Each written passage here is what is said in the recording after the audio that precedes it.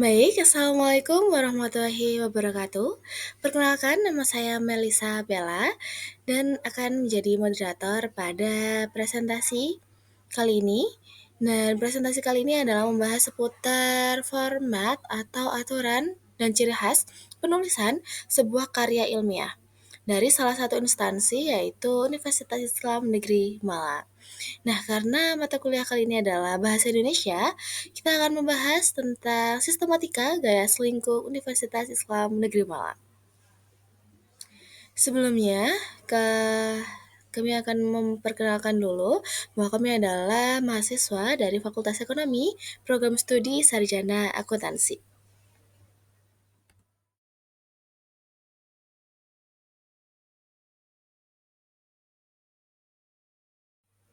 Nah, di sini kami ada 6 pemateri yang sangat-sangat hebat. Tentunya saya tidak berbicara sendiri di sini. Saya bersama rekan saya yaitu Luna.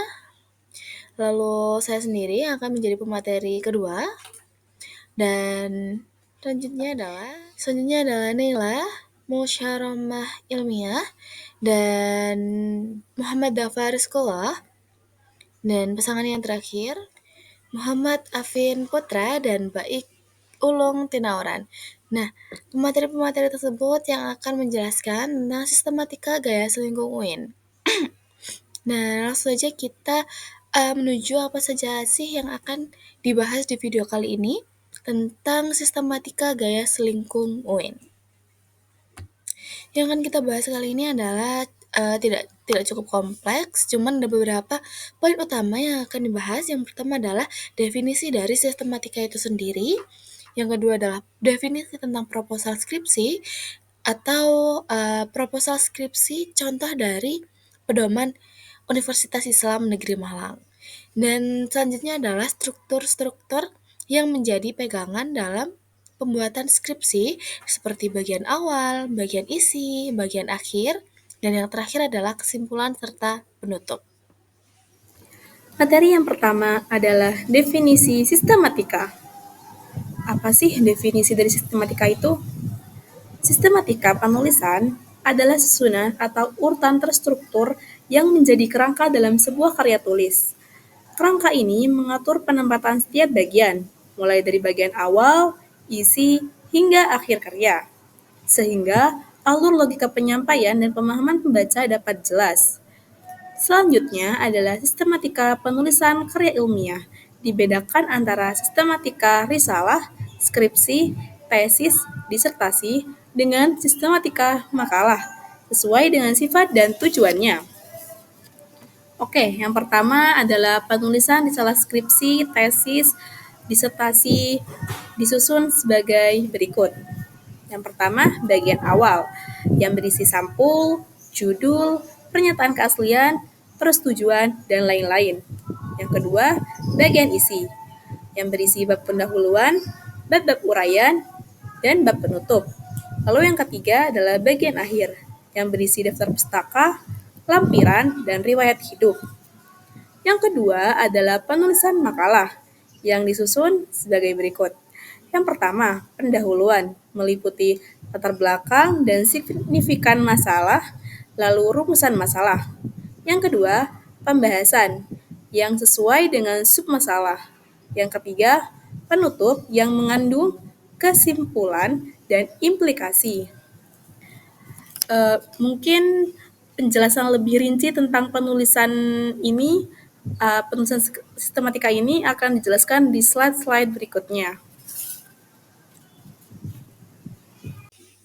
Baik, terima kasih atas kesempatan yang telah diberikan. Di sini saya ingin menjelaskan sedikit tentang apa itu gaya selingkuh. Nah, mungkin sudah menjadi sudah mempunyai gambaran tentang apa sih gaya selingkuh itu. Nah, menurut aku pribadi, gaya selingkuh adalah format yang telah saya sebutkan tadi, format, aturan, atau mungkin ciri khas dari Universitas Islam Negeri Malang dalam penulisan karya ilmiah. Nah, gaya selingkuh ini adalah sebuah identitas yang melingkupi lingkungan itu sendiri. Jadi, Gaya selingkung UIN dalam karya ilmiah adalah meliputi aspek format penulisan, struktur dokumen, gaya bahasa, cara penulisan, dan kutipan, daftar pustaka, serta tata letak halamannya. Nah, kira-kira tujuan gaya selingkung itu apa sih? Nah, gaya selingkung memiliki tujuan agar seluruh mahasiswa memiliki penulisan gaya karya ilmiah secara keseragaman dan mudah dinilai dengan cara akademik. Jadi, tujuan dari gaya selingkung itu adalah yang pertama, agar seragam seluruh penulisan karya ilmiah para mahasiswa itu seragam dan memiliki kesamaan, ada ciri khasnya sendiri dari UIN Malang. Lalu yang kedua adalah mudah dinilai secara akademik supaya para dosen-dosen mungkin tidak bingung bagaimana cara menilai sebuah karya ilmiah itu sesuai dengan apa yang mereka tulis. Nah, selanjutnya adalah definisi tentang proposal. Seperti yang kita ketahui, mungkin kita sudah mengenal proposal itu sejak lama, mungkin dari SMA, SMP, dan lain sebagainya, bahwa proposal itu adalah pengajuan suatu hal yang bisa kita ajukan dan bisa kita mendapatkan persetujuan dari beberapa pihak supaya kita mendapatkan dana biasanya. Nah, proposal itu juga menjadi alat komunikasi antara penulis dan juga pihak yang menilai apakah kita itu pantas untuk melaksanakan hal tersebut atau tidak. Jadi, saat kita merasa pantas untuk melakukan hal tersebut, kita akan biasanya diberi dana. Assalamualaikum warahmatullahi wabarakatuh. Saya Naila Muharrama Ilmiah akan mempresentasikan matkul Bahasa Indonesia dengan materi cara menulis proposal pada bagian awal. Nah, bagian awal itu ada 3 bagian. Yang pertama itu ada halaman judul, yang kedua ada kata pengantar, yang ketiga ada daftar isi. Jadi, aku akan bahas tentang halaman judul dulu. Nah, halaman judul itu terdiri dari 2 halaman. Yang pertama isi dan formatnya itu harus sama dengan halaman sampul. Nah, bagaimana halaman sampul itu? Halaman sampul itu berisi tentang judul lengkap skripsi, terus nama dan NIM, terus lambang UIN Malang, terus prodi, fakultas sama UIN Malang, terus waktu ujian bisa menggunakan tahun sama bulan. Nah, yang kedua itu halamannya sama seperti halaman pertama, hanya ditambahi maksud skripsi, yaitu diajukan kepada Fakultas Ekonomi dan UIN Malang untuk memperoleh gelar strata 1 sarjana ekonomi bagi mahasiswa program studi manajemen akuntansi dan perbankan syariah. Oke, selanjutnya aku akan bahas yang kedua, yaitu kata pengantar. Yang pertama, dalam kata pengantar dicantumkan ungkapan terima kasih dari penulis yang ditujukan kepada orang-orang, lembaga, organisasi, atau pihak-pihak lain yang telah membantu dalam menyelesaikan penugasan skripsi terakhir, baik dalam bantuan akademik maupun finansial. Terus yang kedua itu judulnya harus diketik dengan huruf kapital tanpa tanda titik. Yang ketiga, kata pengantar di sini diketik dengan 1,5 spasi, maksimal 2 halaman dan ukuran A4. Yang keempat, yang terakhir itu nama terang penulis, itu dicantumkan di pojok kanan bawah. Nah, yang terakhir itu yang ketiga adalah daftar isi. Daftar isi ini termuat dalam 3 hal, yaitu yang pertama, judul bab itu harus menggunakan huruf kapital semua. Yang kedua itu judul subbab dan anak subbab itu huruf kapitalnya hanya pada kata penting aja. Dan yang ketiga itu judul bab, judul subbab, dan judul anak subbab itu disertai nomor halaman masing-masing bagian.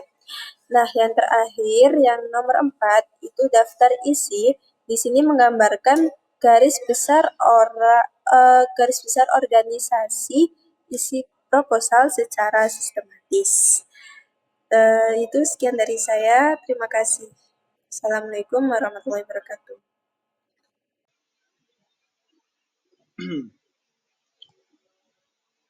Baik, di sini saya akan menjelaskan tentang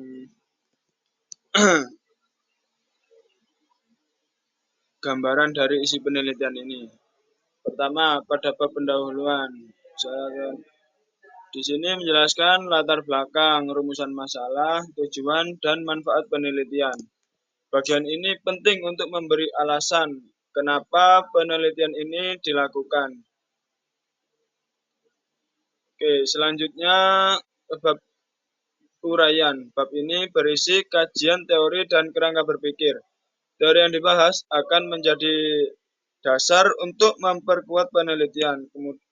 Kemudian di bab metodologi dan hasil penelitian akan dijelaskan metode yang digunakan mulai dari teknik pengumpulan data hingga analisisnya. Setelah itu disajikan pula hasil penelitian berupa data, interpretasi, dan temuan-temuan penting.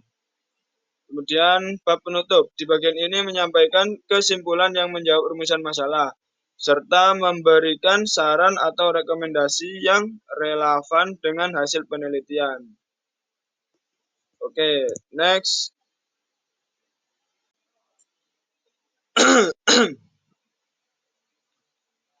Oke, lanjut. Berikut karakteristik bab. Pada bagian ini memuat hasil penafsiran dan analisis data yang sudah diperoleh dari penelitian. Jadi bukan hanya sekedar menyajikan data mentah, tetapi juga harus ada makna yang bisa ditarik dari data tersebut. Selain itu, jika kita menggunakan kutipan dari teori atau penelitian sebelumnya, harus selalu disertai komentar dari penulis. Artinya, kutipan tidak hanya ditempel, tetapi diberikan penjelasan atau hubungan dengan penelitian yang kita lakukan. Oke, lanjut. Pola penulisan. Penulisannya juga disusun secara sistematis, dimulai dari teori umum, lalu diarahkan ke analisis yang lebih khusus. Dengan pola seperti ini, pembaca akan lebih mudah memahami alur pembahasan. Sementara itu, teori cukup diletakkan di bab tinjauan teoritis. Jadi di bagian isi tidak perlu terlalu banyak teori, melainkan lebih fokus pada analisis dan hasil penelitian. Oke, lanjut. Penyesuaian. Bagian penyesuaian ini cocok digunakan untuk laporan riset lapangan, karena disinilah hasil penelitian benar-benar ditampilkan dan dianalisis. Selain itu, format bab masih bisa disesuaikan dengan jenis penelitian yang kita lakukan. Jadi strukturnya tidak kaku, bisa berbeda antara penelitian kualitatif dan kuantitatif. Oke, next. Assalamualaikum warahmatullahi wabarakatuh. Bersama saya Afin, di sini ada bagian akhir. Berdasarkan pedoman penulisan karya tulis ilmiah UIN Alauddin Makassar 2023, berikut adalah penjelasan singkat, format dan sistematika penulisan bagian akhir dalam kurung kesimpulan dan daftar pustaka untuk karya ilmiah. Yang pertama, kesimpulan merupakan bagian akhir yang kritikal dan harus memenuhi 3 kriteria utama. Yang pertama, merupakan kristalisasi dari seluruh pembahasan. Bagian ini bukan ringkasan, tetapi intisari atau esensi murni dari seluruh analisis dan temuan yang telah dibahas. Kesimpulan menyaring semua pembahasan kompleks menjadi poin-poin pokok yang paling sentral dan bermakna. Yang kedua, harus menjawab rumusan masalah atau hipotesis. Setiap pernyataan dalam kesimpulan harus secara langsung dan jelas menjawab pertanyaan penelitian yang diajukan di bab 1 atau menyatakan telah terbuktinya hipotesis. Ini adalah fungsi utama dari kesimpulan. Nomor 3, ditulis ringkas, padat, dan tegas dengan pola pikir induktif. Ringkas dan padat, disajikan dalam kalimat yang jelas, langsung ke inti tanpa bertele-tele atau mengulang pembahasan panjang. Tegas, dinyatakan dengan keyakinan dan didukung oleh hasil analisis. Pola induktif, kesimpulan ditarik dengan cara menyatukan semua fakta khusus dalam kurung temuan data dari pembahasan untuk membentuk pernyataan umum yang menjadi jawaban akhir. Oke, selanjutnya yang nomor 2 ada implikasi penelitian. Implikasi penelitian adalah rekomendasi atau saran praktis yang diberikan berdasarkan temuan dan kesimpulan dari penelitian. Bagian ini menjembatani antara teori atau hasil penelitian dengan penerapannya di dunia nyata. Implikasi penelitian biasanya ditujukan kepada 3 pihak utama. Pertama, bagi guru atau dosen atau praktisi, berisi saran untuk menerapkan temuan penelitian secara langsung dalam kegiatan belajar mengajar atau praktik profesional. Contoh, bagi guru disarankan untuk menggunakan model experiential learning untuk meningkatkan keterlibatan dalam kurung engagement siswa di kelas. Bagi peneliti selanjutnya, berisi saran untuk mengembangkan atau memperdalam penelitian ke arah yang lebih luas atau berbeda. Contoh, bagi peneliti lain, penelitian ini dapat dilanjutkan dengan melihat variabel lain atau konteks yang berbeda. Selanjutnya, bagi pembuat kebijakan, berisi saran yang dapat dipertimbangkan untuk menjadi dasar dalam menyusun peraturan, kurikulum, atau kebijakan yang lebih baik. Contoh, bagi pihak sekolah atau kebijakan dapat dipertimbangkan untuk mengintegrasikan model ini ke dalam kurikulum pembelajaran.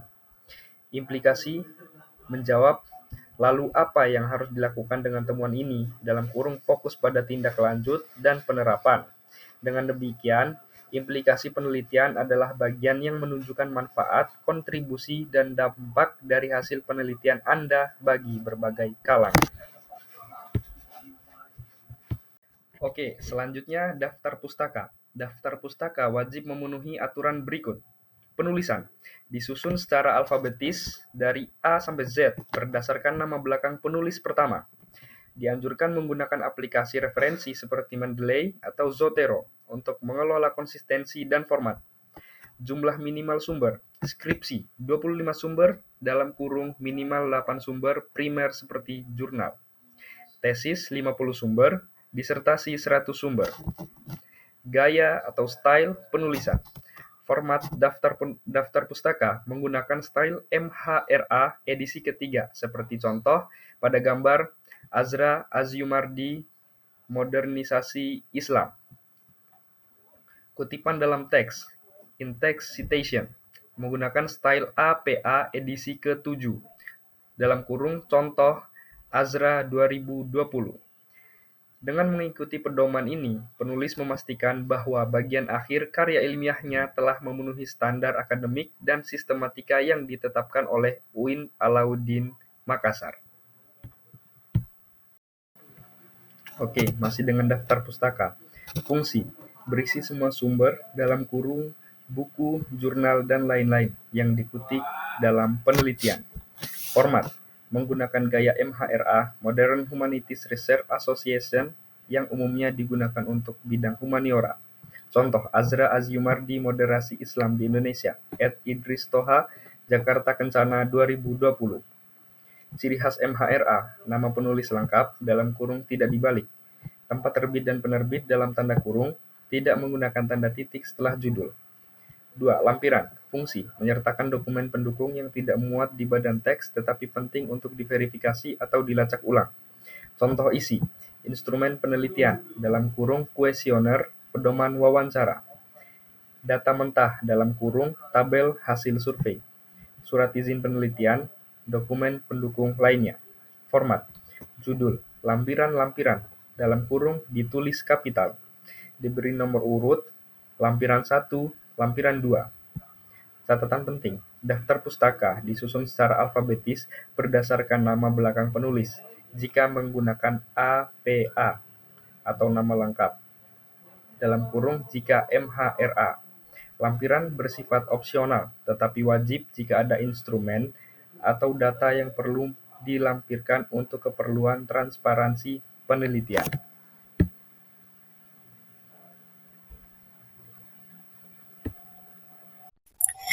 Baiklah teman-teman sekalian, hari ini saya akan mempresentasikan tentang pendahuluan karya tulis ilmiah, ketentuan dan penyusunan umum.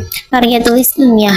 Karya tulis ilmiah adalah hasil pemikiran dalam bentuk tulisan dengan memenuhi kriteria dan etika ilmiah, dan proses penyusunannya meliputi satu, menentukan tema, dua, memilih dan mengumpulkan dan mengorganisasi bahan, tiga, berpikir kritis, 4, menerapkan metode ilmiah, 5, menuangkan hasil analisis kita sesuai sistematika penulisan, dan yang terakhir ada memeriksa ulang.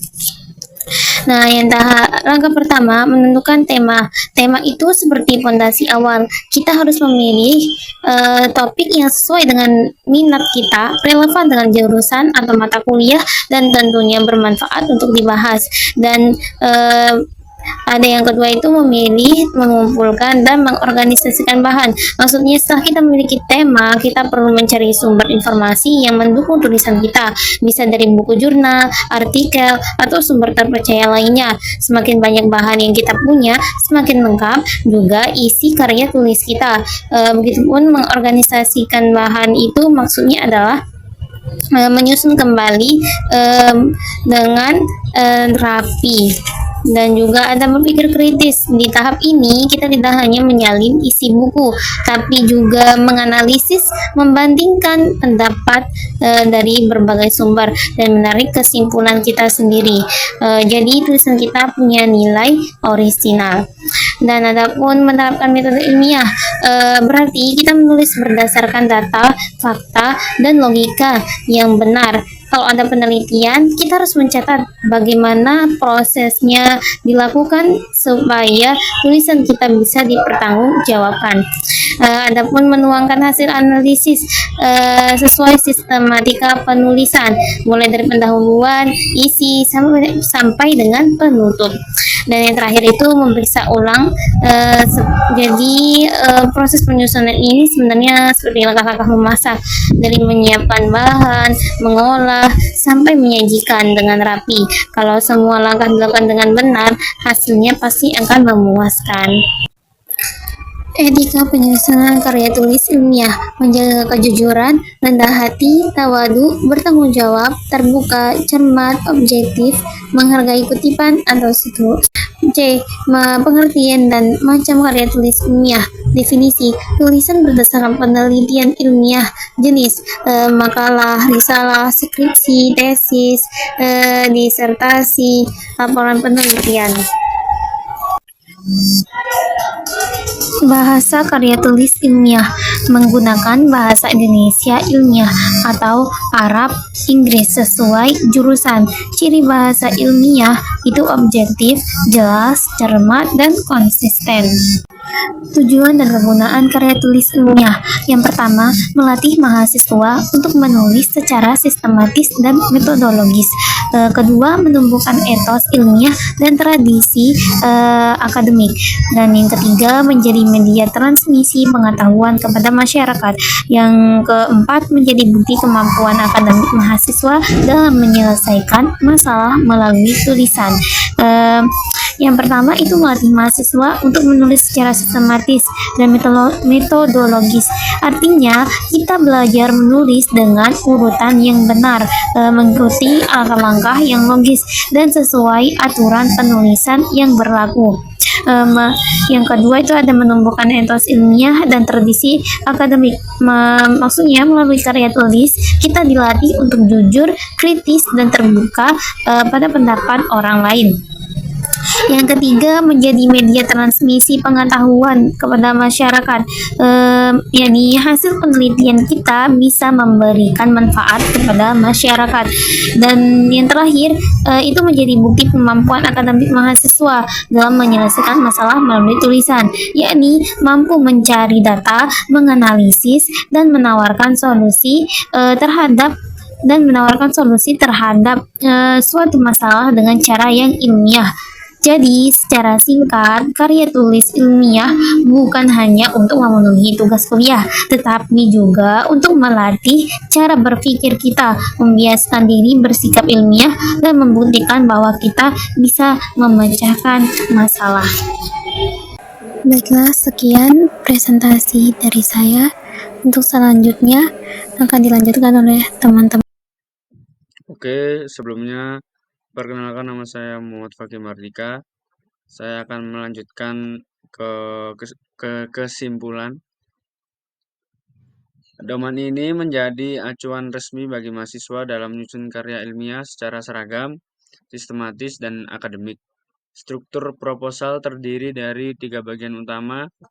Yang A, bagian awal, elemen formal, seperti sampul, judul, dan abstrak.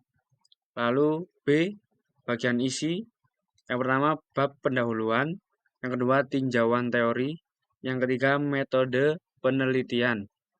Yang C, bagian akhir, ada daftar pustaka dan lampiran. Oke, next ke slide penutup. Penutup pedoman proposal. Domain ini menekankan etika penulisan yang jujur, yang bertanggung jawab, terbuka, dan cermat. Teknis penulisan proposal. Yang pertama, font Cambria. Penomoran sistematis IA1U1. Yang ketiga, margin dan posisi halaman sesuai standar. Lalu, proposal yang telah diseminarkan. Yang pertama, digandakan plus 4 eksemplar. Lalu disiapkan versi digital untuk mendukung prinsip paperless. Baik, itu tadi beberapa materi yang telah dipaparkan oleh teman-teman saya, oleh rekan-rekan saya yang sangat luar biasa tentunya. Tentu saja materi ini juga tidak luput dari beberapa kesalahan dan kami mohon maaf, saya selaku moderator sangat meminta maaf jika ada beberapa kesalahan atau mungkin tutur kata yang kurang mengenakan. Dan saya sangat mengucapkan terima kasih kepada pemateri-pemateri dan rekan-rekan saya yang telah menyampaikan materi yang mungkin bisa dipahami oleh para audiens. Mungkin itu saja yang bisa saya sampaikan sebagai moderator. Terima kasih. Saya akhiri. Wassalamualaikum warahmatullahi wabarakatuh.